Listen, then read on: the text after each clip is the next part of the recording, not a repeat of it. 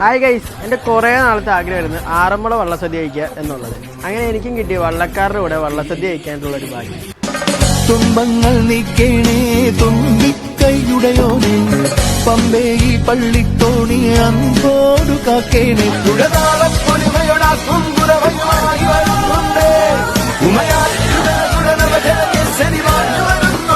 ഇതാണ് പത്തനംതിട്ട ജില്ലയിലെ ആറന്മുള പാർത്ഥസാരഥി ക്ഷേത്രം.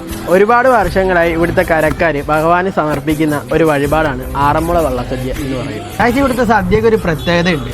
64 കൂട്ടം രുചിവൈവിധ്യങ്ങൾ ഭഗവാന്റെ നടയിൽ ആദ്യം വിളമ്പും. അത് കഴിഞ്ഞിട്ടാണ് നമ്മുടെ സ്വന്തം വള്ളക്കാരുടെ കൂടെ ഇരുന്ന് വള്ളസദ്യ കഴിക്കാൻ പറ്റുന്നത്. ഇത് തുടങ്ങുന്നതിന് മുമ്പായിട്ട് അവരുടെ ആചാരങ്ങൾക്കനുസരിച്ചുള്ള വള്ളപ്പാട്ടും